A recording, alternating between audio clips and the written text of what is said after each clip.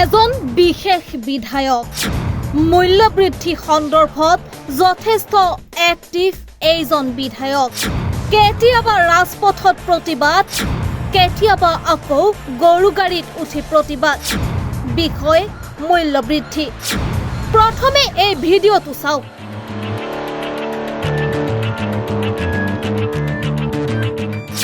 চিনি পাইছেনে কোন হয় ৰাজ্যৰ এজন দীৰ্ঘ সময়ৰ নেতা প্ৰশান্ত ফুকন সমষ্টি ডিব্ৰুগড়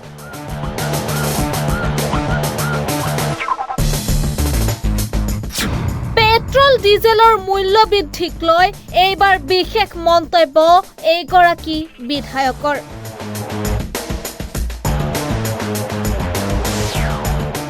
মূল্যবৃদ্ধি সন্দৰ্ভত এইজন নেতাই সময়ে সময়ে কৰি আহিছে অভিনৱ প্ৰতিবাদ কংগ্ৰেছৰ শাসনকালত ডিব্ৰুগড় সমষ্টিৰ পৰা বিজেপি দলৰ প্ৰাৰ্থী হিচাপে জয়ী বিধায়ক হোৱা এইগৰাকী প্ৰশান্ত ফুকনে মূল্যবৃদ্ধিৰ হৈ প্ৰতিবাদ কৰিবলৈ গৈ কি কৰা নাই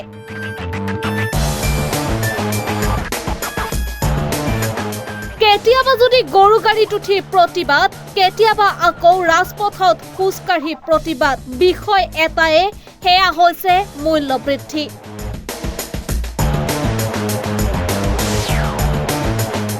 পিছে এইবাৰ চৰকাৰ বিজেপিৰ 2026 চনৰ বিধানসভা নিৰ্বাচনত পুনৰ এবাৰ ডিব্ৰুগড় সমষ্টিৰ পৰা বিজেপি দলৰ প্ৰাৰ্থী হিচাপে জয়ী হল প্ৰশান্ত ফুকনে মাত্ৰ 15 দিনত চতুৰ্থবাৰলৈ পেট্ৰল ডিজেলৰ মূল্য বৃদ্ধিক লৈ এবাৰ সাংবাদিকে প্ৰশান্ত ফুকনক সোধা প্ৰশ্নত বিধায়কগৰাকীয়ে মূল্য বৃদ্ধিৰ বিৰুদ্ধে প্ৰতিবাদ নকৰি কৰিলে বিশেষ মন্তব্য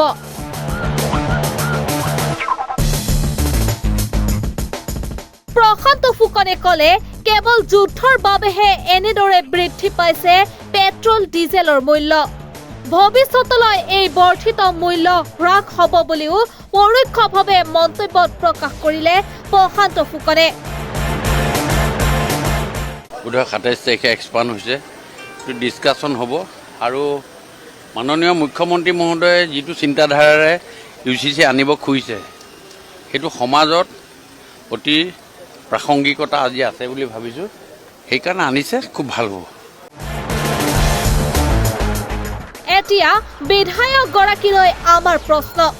যদিহে যুদ্ধৰ পৰিৱেশ সুস্থিৰ হয় তেন্তে পূৰ্বৰ মূল্য পুনৰ ঘূৰি আহিবনে পেট্ৰল ডিজেল সন্দৰ্ভত